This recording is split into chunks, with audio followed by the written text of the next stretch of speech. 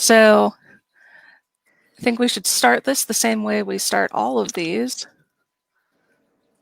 And that is with saying Rocky Horror Minute is rated R. The Rocky Horror Picture Show is also rated R.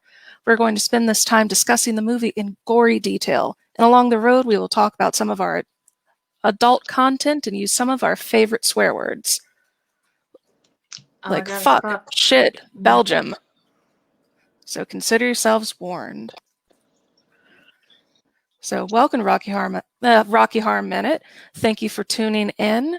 Thank you for coming all the way out to Facebook on a dark and stormy night. This is about as close as you're going to get to a midnight Rocky Horror showing right now. So before we go any further, I want to go over the rules. Okay, just kidding. This isn't actually Rocky, so just got a little bit ahead of myself. Okay, Kelly, what do we have today? Today we're discussing the Rocky Horror Glee episode, which neither of us were Glee fans before we started watching this. No. Yeah, so you still have not seen any Glee besides this episode. And I'm going to be honest, I'm not going to watch anymore. No. I actually watched the episode leading up to this so that I would have some context. So I'm going to sort of be Leandra's guide through the world of Glee, which is a dubious honor. Unfortunately, I'm sorry to any Glee fans in the audience, I did not care for the show. I did like it a lot at the beginning, like the very beginning. There were a lot of really fun, weird, campy jokes. There was like a really dark, obsessive humor to it at the beginning that was sort of lost as it wore on. Also, the plot of the show got really like stupid to the point that like he didn't save it, and then also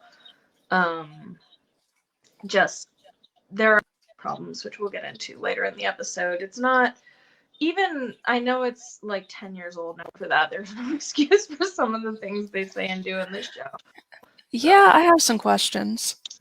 Yeah. So that's sort of the situation here, but I'm going to go through and recap it scene by scene, and Leandra's going to probably ask me questions along the way for context, and we'll just discuss our opinions on this. I'm not going to pull any punches with it, and there are, like, even at this point in the show, there are things I liked about it, for sure. Like, some very funny moments in this episode. Not a lot of them. There's a couple. That I don't know, but we'll get into that as we go. So, the first thing we see is Lips. It begins with science fiction feature, kind of. It's just the first verse. It's Lips, I think Santana's Lips, which Santana is Naya Rivera. May she rest in peace. She just passed away a few months ago in that super tragic accident, actually. I had never seen Glee, but I was following that story really, like, religiously and was really affected by it just because it was such an accident. So, actually, watching Glee was sad for me.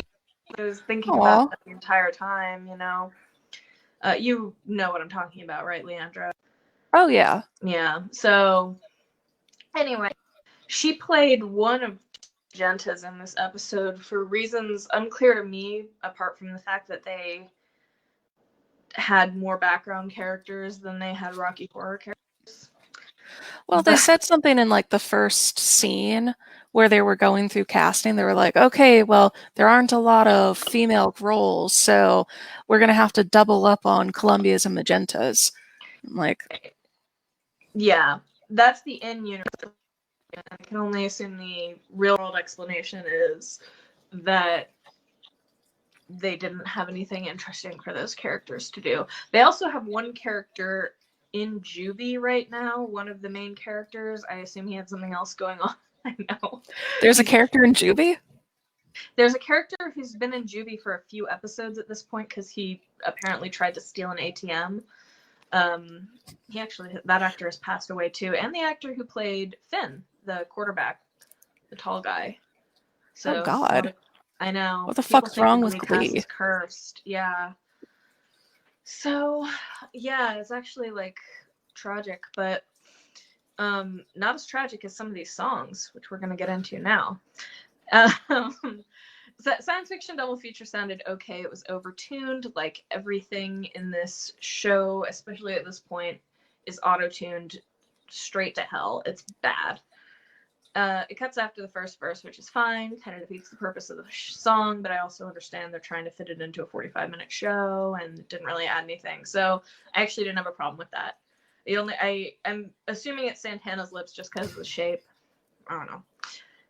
Anyway, then we immediately are looking at There's a Light on stage being performed with pretty high production values, I have to say.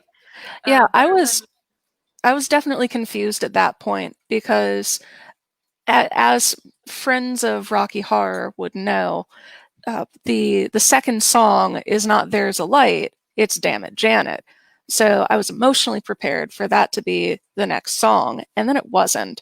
And then I guess we're supposed to live in a fairy tale land where these are all totally normal things for high schoolers to do, for sets for them to have, and then John Stamos showed up, and I was already more confused than I thought I'd be. I was very surprised not to see John Stamos because he had been on a previous episode as this Emma's boyfriend. But I was very surprised to hear him sing because he had not done that yet, and John Stamos is not known as a singer, so I was not expecting. Why are you giving me that look? Is he known as a singer? Yes. Oh, from what? Yeah, I he know was him in. only from Full House. Yeah, he was also. He did shit with the Beach Boys. He was in the Beach Boys? I think that he just like toured with them. I don't know. It was a whole thing when it was a whole thing in Full House about it. But yeah, he sings. All right. Well, that was not my frame of reference for John Stamos at all. And after he didn't sing at all in his first episode, I was thinking he's not a singing celebrity, so he's not going to have songs. And then here he just broke it out in this. I actually love John Stamos. The character's boring, but I love him anyway. So I had no problem with that. But we'll get to his song a little later. There's a Light could have been worse. Now, what's your stance? Oh, Adrian is saying that John Stamos apparently was a drummer. I don't know, but also a singer. I don't know. Now, how do you feel about Rachel's singing? That's Lea Michele, the lead female in everything. The Janet. Yes, the Janet. I If hated there's a lead role, everything about her. Now, I she's hated a her normal just. star. I've actually known her for years because she was the original Vendla in Spring Awakening. And she sounded a lot better on that soundtrack. In Glee, she constantly sounds so whiny and irritating to me. She was very nasal, and everything about this was very hip sing, which is kind of the very crusty voice. Yeah. So my constant frustration with Glee is that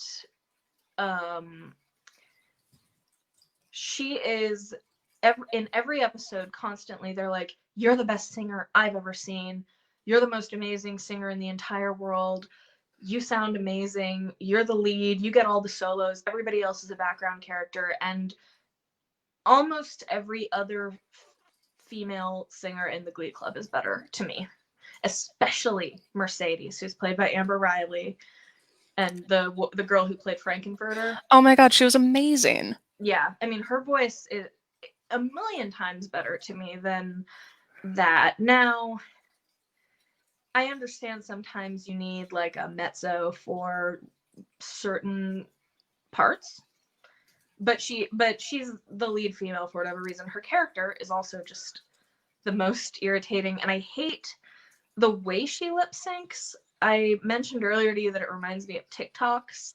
Their big facial expressions and overdoing it with the lip syncs constantly. And she's not even always supposed to be lip syncing in the show. Like, it's not even always like a musical moment where they all broke into song. Like, it'll be like a scene where she's singing on stage because that's her whole life, is being a singer. So anyway.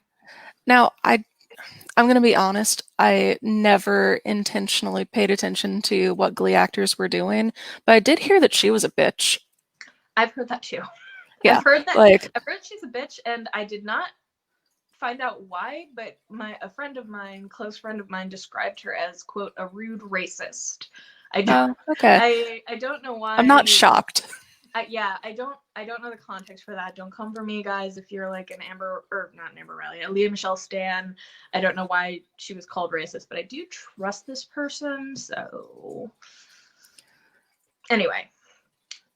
Her character at least is unbearable, and like they even talk about how unbearable she is like in every single episode, and yet people also like still are friends with her, so I don't know. Now John Stamos shows up out of nowhere during There's a Light and says like, are you messing with my woman? Like, what are you doing? And then it freezes on Will Schuester, who I think looks like a cross between Neil Patrick Harris and Justin Timberlake. I sent you, while we were watching this, I was like, who is this fake NPH? Yeah. So, yeah, it's right there. Yeah, I've been saying the same thing the entire time I've been watching Glee. Now, they do this in Glee a lot, where it's like, freeze frame, I bet you're wondering how I got here. So, and now I was really hopeful that was like a one-time thing. Yeah, no, it's happened a lot. The first time I thought it was really cute, but like the third or fourth time I was like, Glee, Jesus Christ. So yeah. Then they flash back. Now you see Will and Emma, and I don't think I need to tell you that among the adults, they've been the big will they won't they of Glee since episode 1. I find both of them as unattractive and unsexually exciting as I could possibly find two people. Yeah, Emma is very irritating to me because she talks in her sexy little baby voice, and she like over enunciates with everything, and she always has her eyes as open as possible. She's really excited. In one episode, Jane Lynch described her as a bush baby because of her gigantic eyes, and I really enjoyed that. So anyway, they have a very frustrating discussion. So Emma's whole thing is that she's got like a very poor TV representation of OCD, and yeah, and so she's like a big germaphobe. That's why it hasn't worked out with her and this evil teacher yet so far. She's like really uptight about a lot of things, and apparently she has started going to Rocky Horror with John Stamos, her boyfriend, and it has been curing her.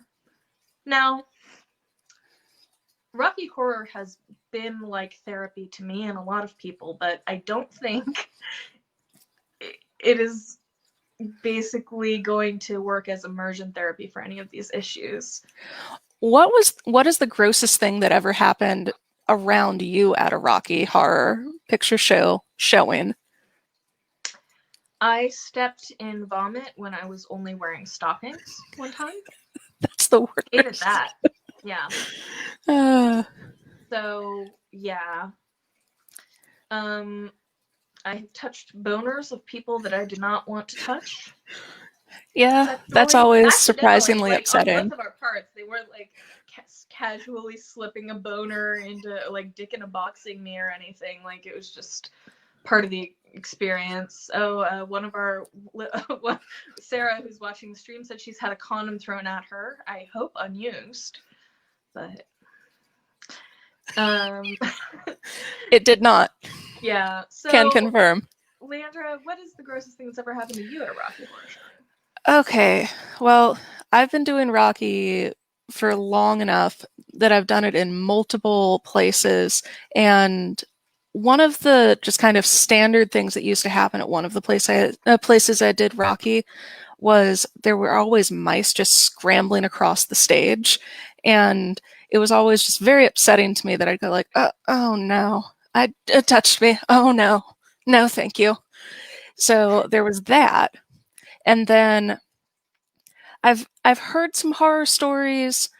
The two things that kind of stick out in my mind are many years ago at our theater, there was a homeless person who would break in and defecate in a corner backstage, and we didn't um, we didn't do anything about that because we don't work at the theater. And we told the theater employees, and they're like, damn, that's crazy.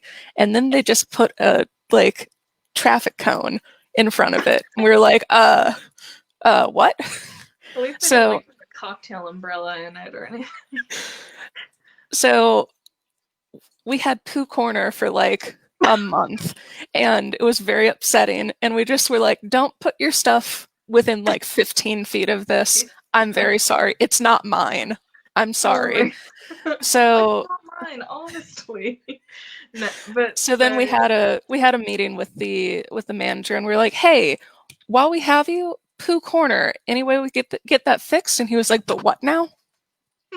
And that immediately got fixed. It was just one of those things that hopefully nobody ever deals with ever again. And it hasn't happened since. I'm sure nobody in the world will ever have to deal with that ever again. Well, so it's curing her mental illness, and that's beautiful. I mean, I don't actually have OCD. Do you, Leandra? Oh, no. So that's proof that it works. So this is 100% accurate. Now, I actually missed this, and Leandra made me rewind. Emma says, of course she goes as Janet, because Janet's a ginger. And besides OCD, her only personality trait is having red hair, this character. So, Janet is blonde. There's best, you could say strawberry blonde. There's at absolutely best. no way anyone in the world could ever consider her to be a ginger, except apparently the writers for Glee. That blew my mind. Like I said, I made Leandra rewind it. I got a screenshot. I'll drop it in the chat. Yeah, I mean, that frustrated me greatly. Well, it certainly didn't arouse me. Main characters who are gingers or have red hair at least, and yet, all right, it's fine. We're not unpacking it, but that was the first really big like, what the fuck are you talking about moment in this episode, and there were a few. So Will immediately, because all he ever does is manipulative shit. Like, one of the first acts he does in all of Glee is plant weed in Finn's locker so that he can blackmail him into joining Glee Club. So he's never been a great, like, sympathetic protagonist for me, because all he ever does is manipulate people. And once again, he is evilly manipulating her. He's like, oh my god, Glee Club, I'm going to have Glee Club do Rocky Horror as the school musical this year. What a crazy random happenstance. Now, Glee Club does not do the school musical. It's certainly not decided like that. It certainly, at a public school, has to go through many layers of approval. I mean, we've got surprisingly a couple of children's listening in. So first off, have you done your homework? And secondly, you both do theater. Can you let me know if this is just something where somebody goes, no, I'm gonna do it. I'm gonna do it. I know for a fact it's not. And also, like, the Glee Club is not the group that does the school musical. He's a war criminal. Yeah, we got a message in the chat that said the joke in the Glee fandom is that he's a war criminal, which is completely believable. He's like evil from day one, and yet not supposed to be. Anyway, so Spaghetti's done Rent. Okay. It's not so much that like no high school could ever do that ever, but you like. First of all, one person doesn't just decide the school musical and then that's that. Like I know for a fact that in public schools it gets approved because it's getting funded. And then the other thing is that the Glee Club and the school musical are two different things. Like there would be overlap, but it's not like the Glee Club performs the school musicals single-handedly. Anyway, that's fine. We don't have time to get into all of the issues with this, but it was frustrating for me. So then we cut to the actual Glee Club. Brittany, who is my favorite character at this point. Which one's Brittany? She's the dumb cheerleader who is playing one of the Columbias. Okay. She gives one of the only funny jokes in the episode when she says she's going as a peanut allergy for Halloween. Oh, yeah, that was cute. Yeah, she's constantly saying fun things like that, which is why she's become my favorite character. So then Will makes the announcement the Glee Club is very doubtful that he can do this. Kurt actually brings up that a high school in Texas tried to do Rent and they couldn't, and there was a huge uproar. I'm sure that actually happened. But Will then evilly starts assigning roles in the most defensive way he can. He gives Artie, who is wheelchair bound, the role of Dr. Scott, and he's like, no, actually, Artie was like, are you going to make me play the guy in the wheelchair because I'm in a wheelchair? And he's like, yeah, that's what I was thinking. And then he homophobically assigns Frank to Kurt, the gay student, and Kurt's like, I don't want to do that, so I'm not going to. And then another student whose name I can never remember because he's barely ever in the show. I think it might be Ken. Anyway, he says he'll do it. And then a new character whose name I think is Sam says he wants to do Rocky because he's got a hot body and he's blonde. I'm not calling him hot. That's what he said. I actually had not seen his body until this episode. And then Kurt's going to be Riff. And then there's 2 Columbias, 2 Magentas, as we said. So then Finn, who is the tall quarterback, cast as Brad, and Rachel, who is Leah Michelle that we've already talked to, apparently very racist, they're dating, and they're on stage practicing alone. And Finn says he's insecure about his body. Now he is like a 7-foot-tall quarterback who appears to be completely normal looking, and it's a confusing thing. There's never been any indication that he ever has had those feelings, but now he's saying that. And then Rachel's like, well, I don't look like Brittany or Santana, who are both cheerleaders, but you still think I'm hot, right? And it's like, but you do look like Brittany and Santana, like exactly like them. Okay, so you have to understand, I don't know any of their names. When she said Brittany and Santana, I thought she meant Britney Spears and Carlos Santana. I'm like, I do not understand why those are the two that you're like, oh, if only. No. So no.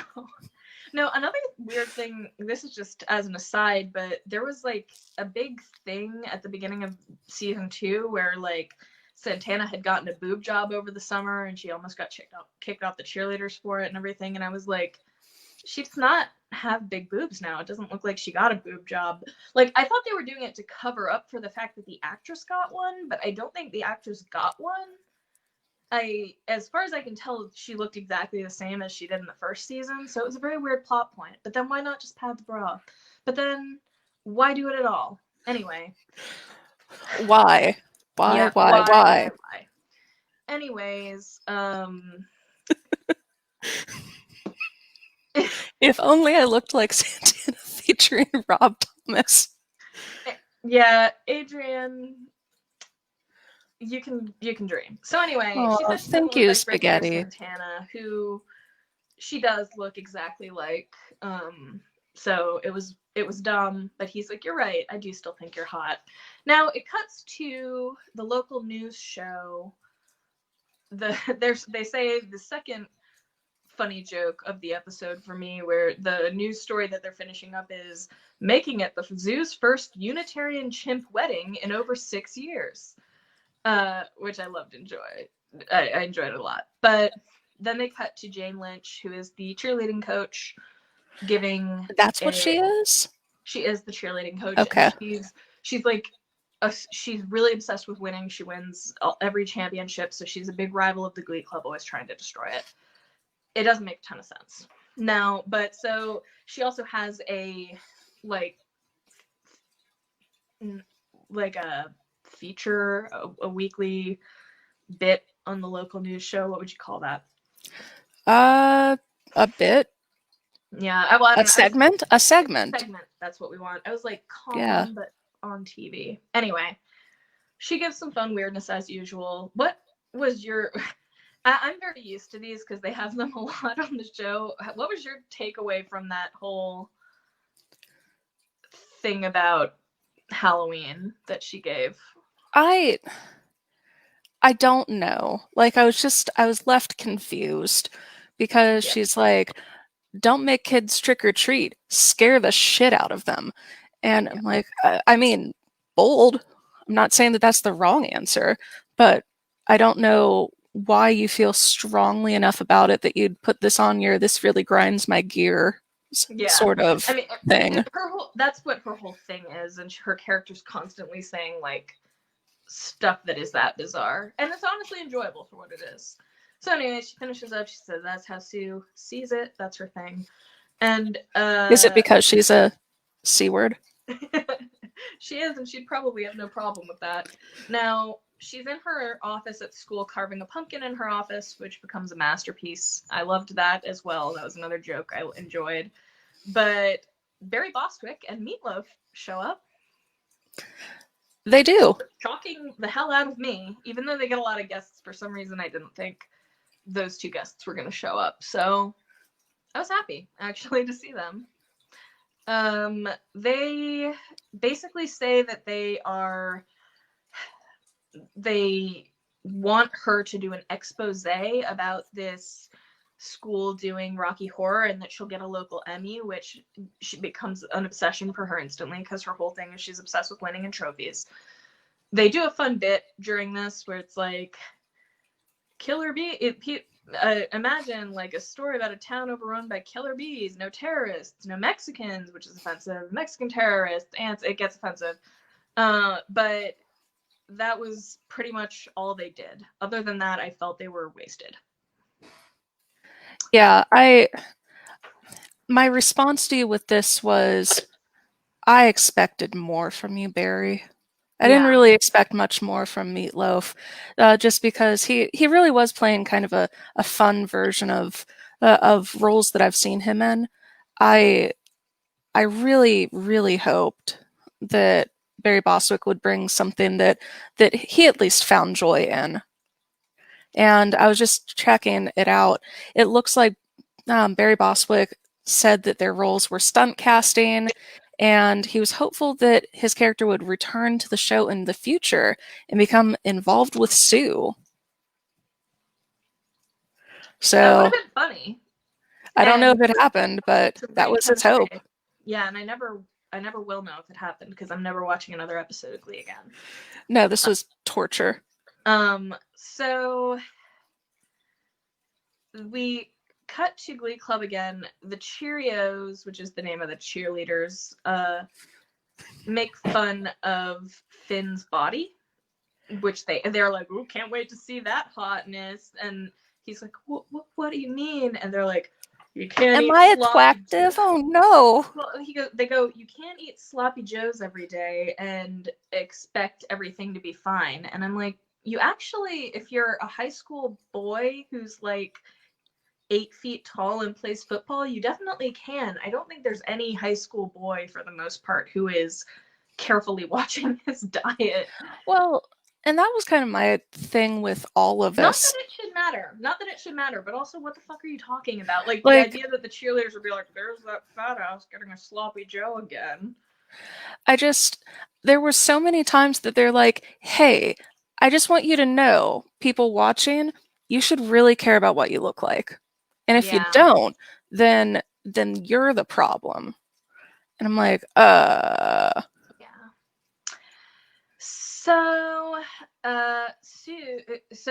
they do Damn It Janet. I actually kind of enjoyed the choreography in this one. It was crazy, but it was fun. It sounded okay. Finn had the perfect right energy for Brad. he Rachel did. had the complete wrong energy for Janet. What role should she have been cast in? Columbia. For what she was doing, Columbia. I mean, fair. She was whiny and like annoying. Or plant, Triffid. A Triffid? Yeah. For those of you that don't know, a Triffid is a plant. It's just some sort of... It's a tall, mobile, carnivorous plant from outer yeah. space. So now you know, and knowing is half the battle. Yes. So that number happened, and then Sue comes to say that she wants to be involved with the show, and Will says fine. Those are the two teachers. So then the boys are very straightly working out together, pumping They're iron. straight. Yep, they're all straight. And basically Artie, the wheelchair-bound kid who is going to be playing Dr. Scott, and Sam, the blonde kid whose name I clearly have trouble remembering because he's boring and just got introduced, are just teaching Finn how to stop being such a disgusting slob with a disgusting body. Yeah. Is the implication of this scene. They give him a bunch of diet and exercise tips. It's offensive. Then we see Will and Emma doing so, and he asks Emma to do costume designing despite how she always dresses, which is very poorly. Like, he doesn't know. No, he doesn't know. He doesn't know. And she is a guidance counselor. There's no reason to ask her to do this, but she's like, of course, it's my dream. So that's it's my dream to do this. I mean, not hang out with you, but, you know, hanging out with you is nice. So that's what she does.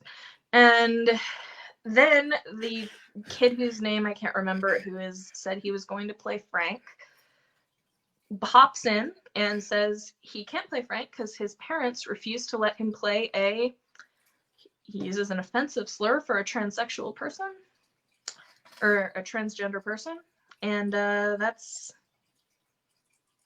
what happened. It was used completely in the most offensive possible context, in the most offensive possible way, and he just leaves. So now they have no Frank. That's the big conflict.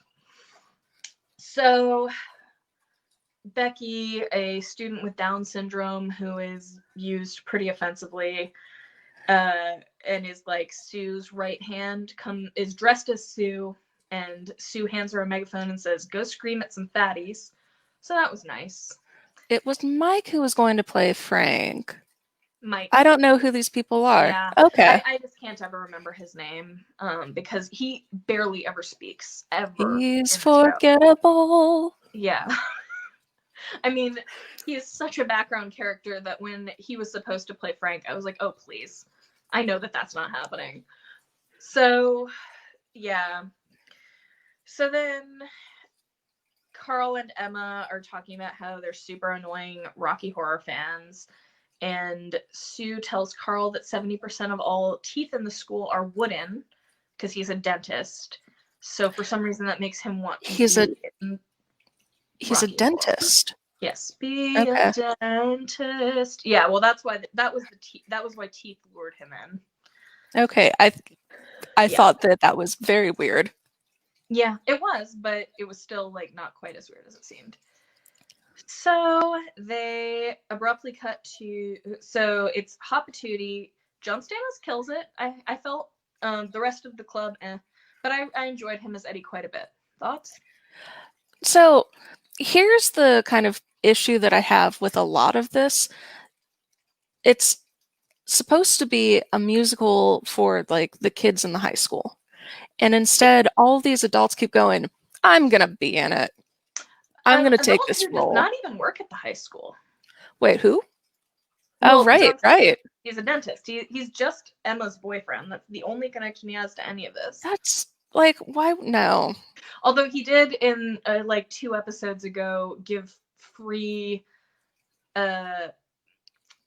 basically laughing gas to all the students so that they could have Britney Spears fantasies. Okay.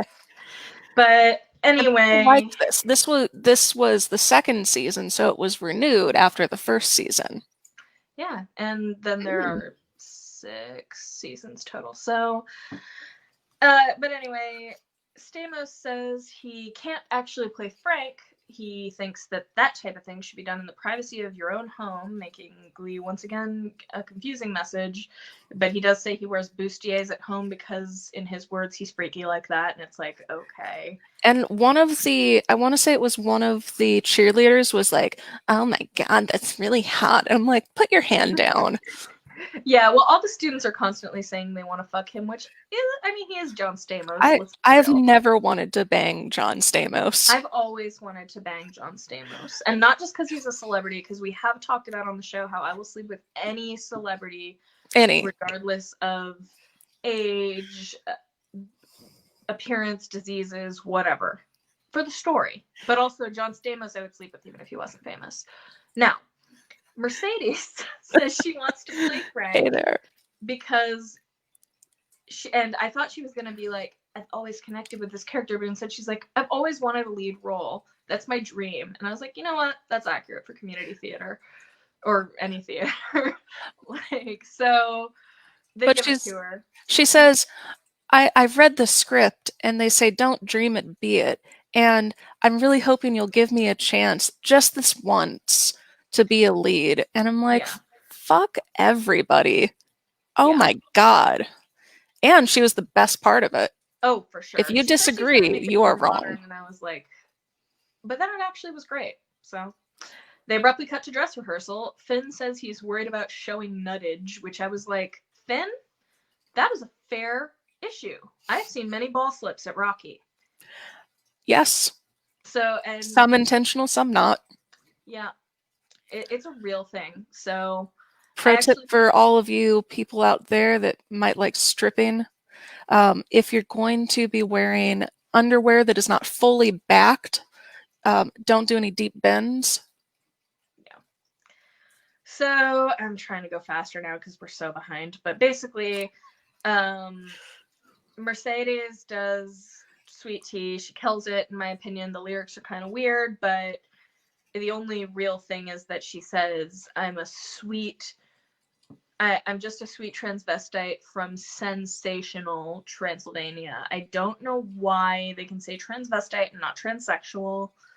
That didn't make any sense to me, but that is what happened nonetheless.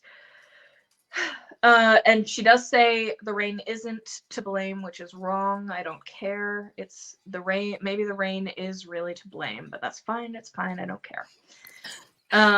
You don't care? It's fine. It's fine. Then Eddie busts through the wall and they're like, no, John Stamos, you're early. And I was like, yes. And then Will says, you're supposed to come in during dinner scene. And I said, no. What? That wouldn't make any sense. They're eating him at dinner scene. So how? Oh my God, spoilers. I know, I'm sorry.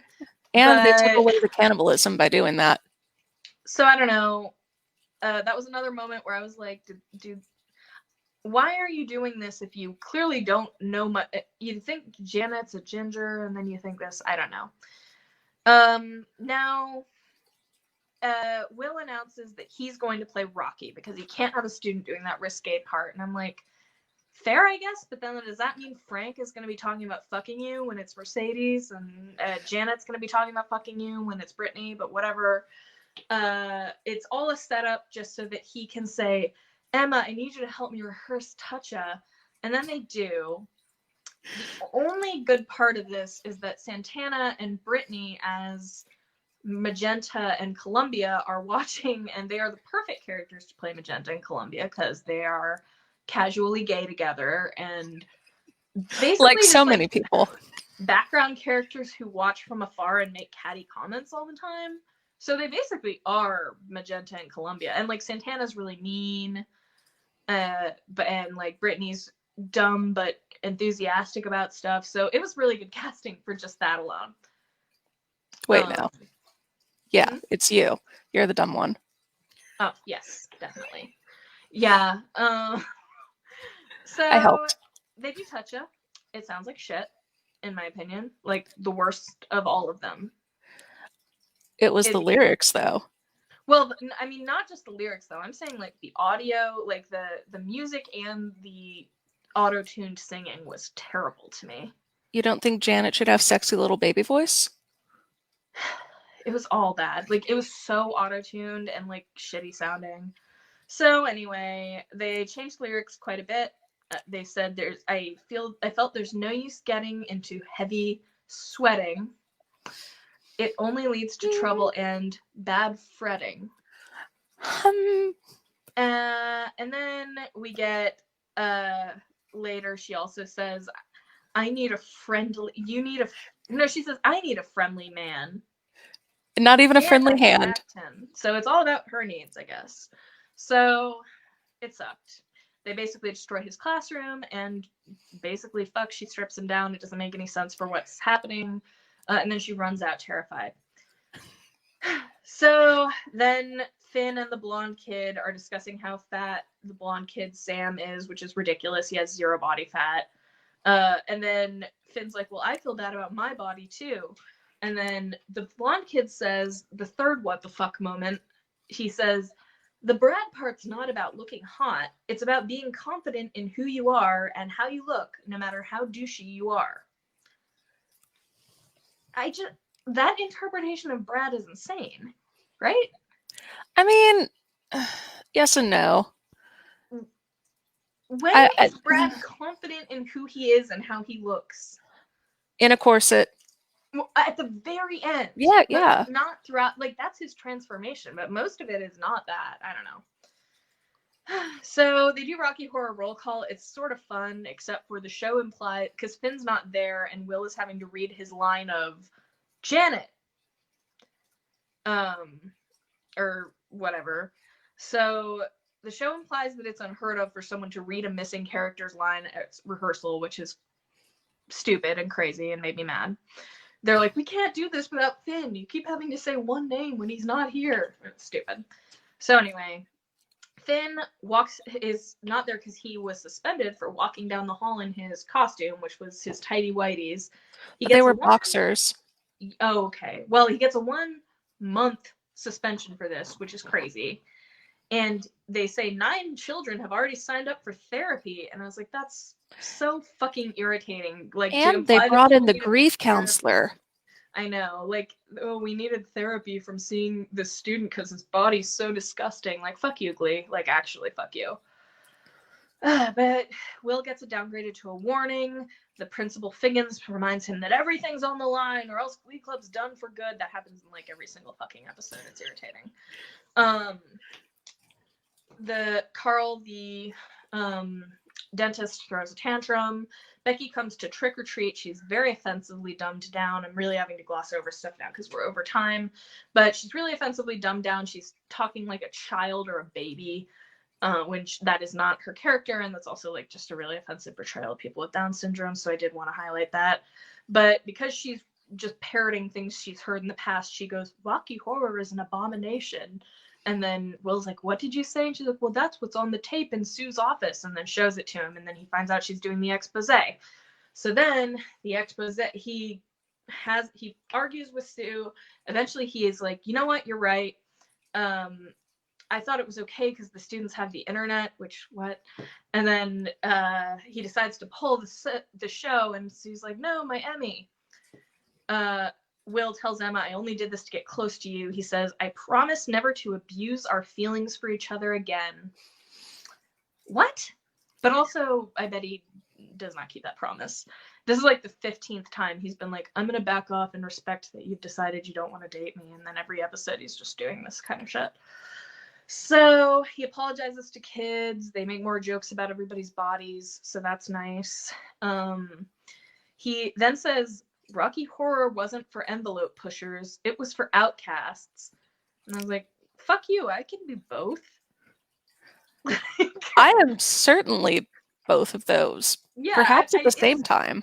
Very much for envelope pushers as well as outcasts, but I was also like, fuck you, Glee. It's not a thing for a ragtag group of misfits. So yeah.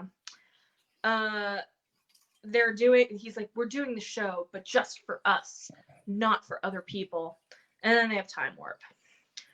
Quinn's magenta sucks, although her makeup looked okay. Santana's was okay. Brad is singing in it. Now, I don't usually have a problem with the fact that Glee rearranges songs so much, because they do, and like give parts to different people to like showcase different characters. But in this case, if you're doing it as part of a staged Rocky Horror show, it kind of alters the entire plot for Brad to be singing those lines in time warp. They didn't care about the plot. I know, but I'm just saying. It sounds like shit once again. There's double Columbia and double magenta, which is weird. Artie is Crim, and he's being fun, so I did enjoy that. Yeah, I was fine with that. As far as I can tell, this episode had absolutely no impact on the plot of the show. If it was removed, you would miss nothing, because the only thing that happened basically was that Will and Emma had their thing, and they ended up back where they started, so yeah. So, as somebody who was doing Rocky when this came out, I was very much like, no, I'm not going to watch this. This is not a thing that I'm interested in watching. And I stand by that statement. Yeah. But when that came out, we had hordes of children just show up to watch us in Rocky, and most of them were very confused and kind of unhappy that this wasn't what they were expecting. And I don't know exactly what they were expecting, but it certainly wasn't the Rocky Horror Picture Show. And I was happy for the boost in numbers, and I think that there are probably some people out there that went, oh, I saw this on Glee. Oh, this is better than what I saw on Glee. I hope. But, I mean, one would hope. But there are also plenty of people who were like, Mom, can you take me to see this? I saw it on Glee. It's really cool. And then every parent had to go all the way out to some midnight showing with their horny children and try and figure that out. And I'm surprised that I didn't get more people going, my word, I didn't realize that this was going to be vulgar. But, but on the flip side, as I found the picture just before we went on, it was last year that we had like 7 and 8-year-olds show up in full Transylvanian garb, and their parent or guardian, whoever, were just like, "Oh yeah, they know what's happening. This is fine. Everything's fine." And I'm like, "Is it? I don't think it's fine." They're like, "No, it's fine. Trust me on this."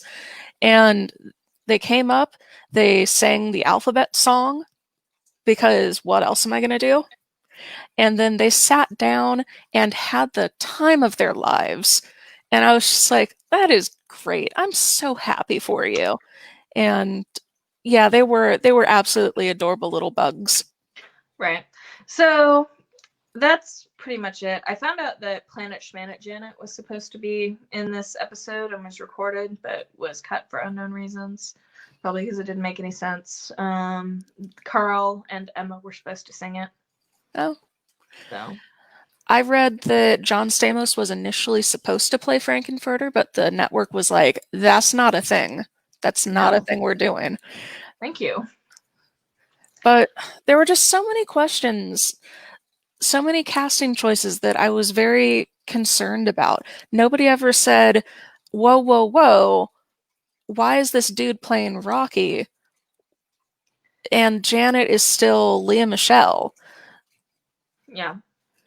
No, I mean, yeah, that's, and I alluded to that earlier. It's like the idea of an adult playing Rocky, especially while teenagers are talking about fucking him, is weird. But we're over time, so I guess that's it for us. Leandra, any, what were your overall impressions? You loved it?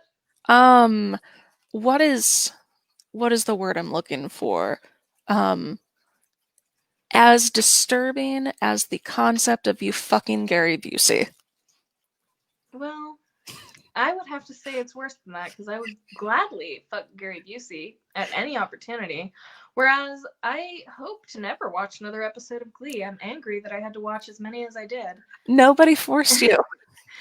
I did it as my dedication for this podcast, so you're welcome. If you liked this, make sure that you look us up online. We're at rockyhorrorminute.com. You can also follow us on Facebook at Rocky Horror Minute, or Instagram at Rocky Horror Minute, or Twitter at Rocky Horror Min. Yeah. And YouTube, just search us up.